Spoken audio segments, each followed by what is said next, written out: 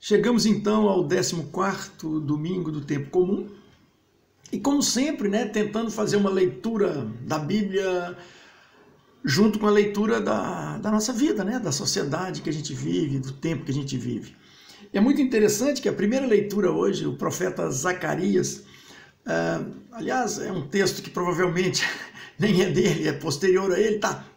Mas é de um tempo em que os persas estavam deixando o poder e os gregos estavam assumindo o poder, lá frente aos hebreus. Então era um tempo de mudança e é interessante que normalmente nesses tempos conturbados aparecem muitos falsos messias e o povo fica confuso, principalmente porque esses falsos messias normalmente chegam com propostas assim que parecem muito atraentes para a população.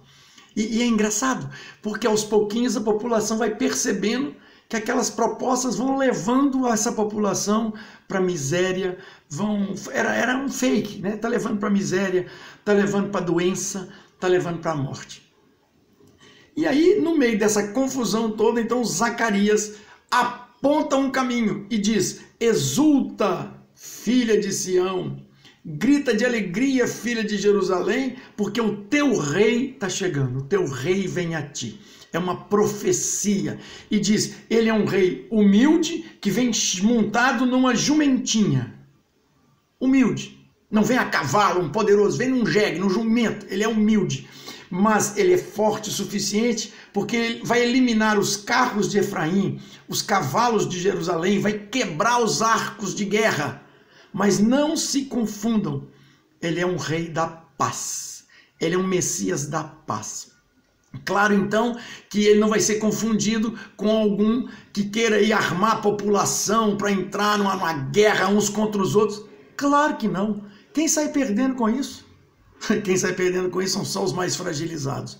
Então, este é o caminho que Zacarias está apontando. E hoje, na liturgia, é muito legal, porque em seguida vem o Evangelho de Mateus, com um anúncio claro, com uma fala clara do Messias Jesus. Que, aliás, domingo passado, ele foi anunciado claramente por Pedro, Tu és o Messias, o Filho de Deus. Coisa linda. Então, hoje, Mateus dá a palavra para esse Messias, Filho de Deus, dá a palavra para Jesus. E Jesus diz, eu te louvo, meu Pai, porque escondestes a verdade, escondestes estas coisas aos sábios e doutores e revelaste aos pequeninos. Aliás, o nosso arcebispo Dom Jacinto, ele traduz esse texto aqui de um jeito que eu acho genial.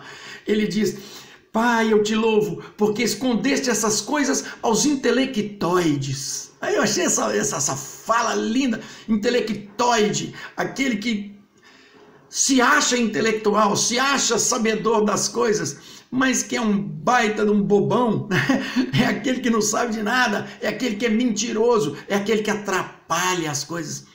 E aí a gente podia dizer, mas coitados desses, então Deus escondeu deles as coisas. Não, claro que não, peraí, vamos entender. A verdade, a revelação estava lá, era Jesus Cristo, estava lá para todo mundo. Só que esses que se achavam, esses que eram os donos do poder, que se achavam sábios, os donos do poder político, econômico, religioso lá em Jerusalém, esses aí não quiseram ouvir. Não, esses aí viviam muito bem à custa da miséria dos outros. Não. Para eles estava bom demais do jeito que estava. E aí, quem é que então que está suscetível a ouvir a mensagem nova? Os excluídos, os pobres, aqueles que estão esperando o Messias, aqueles que estão sendo explorados pelos outros. Olha que situação, é exatamente a situação que a gente vive hoje. Quem é que escuta a mensagem libertadora do Evangelho de Jesus? São os mais simples, os mais pobres. Mas não estou dizendo que são simples e pobres de dinheiro, também. Mas, gente, quantas e quantas pessoas, cristãos autênticos, que com essa pandemia caíram a ficha e perceberam um jeito novo de viver. Eu tenho visto isso claramente lá no Instituto de Menores. Quantos e quantas pessoas que têm contribuído e ajudado para diminuir a dificuldade, a miséria, a fome dos outros. E aí vão desde pessoas muito simples até pessoas que têm grande poder econômico na cidade, mas que caíram a ficha, que entenderam um jeito novo de viver, um jeito novo de ser cristão. E é muito legal, porque Mateus continua dando a palavra para Jesus e diz: vinde a mim, todos vocês que estão cansados, sob o peso do vosso fardo. Vinde a mim, porque o meu fardo é leve. E aí nós vamos entender mais ainda. Olha que legal, como é mesmo que Jesus traduz isso.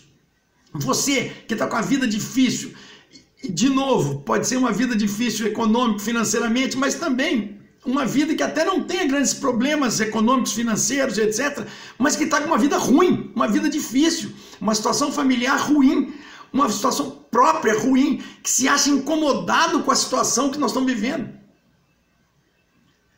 Vocês devem, então, procurar o fardo leve que é Jesus, palavras de Jesus.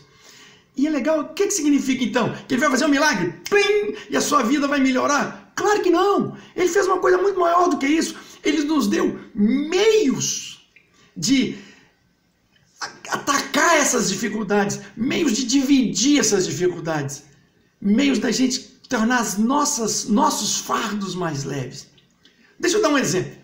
Professor de matemática e física, tantos anos, né? Vamos lá, pensa numa mesa, mais ou menos aí de 1,5 m, 2 metros de comprimento, uns 50, 60 quilos, por exemplo. Tu vai carregar a mesa sozinho. Aí você pega aquele trem desajeitado, vira para lá. Não, chama um companheiro, pega a mesa do lado de lá, faz favor. Eu pego do lado de cá, vocês dois juntos com facilidade vão carregar a mesa. É isso, é simples demais. É você dividir o fardo com os outros. Alguém te ajuda a carregar o seu, você ajuda a carregar o dos outros. Nós vamos carregar os nossos fardos em conjunto.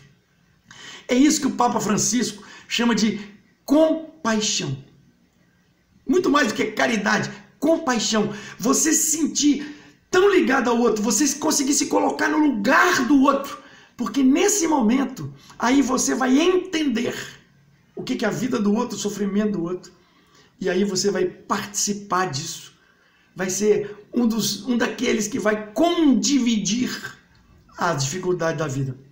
E isso é muito legal, porque esse fim de semana eu estou vivendo uma situação muito especial aqui em Pelotas, aqui no Rio Grande do Sul. Porque no dia 3 foi aniversário do Instituto de Menores. 96 anos desse instituto que vem cuidando de jovens e adolescentes aí, 96 anos.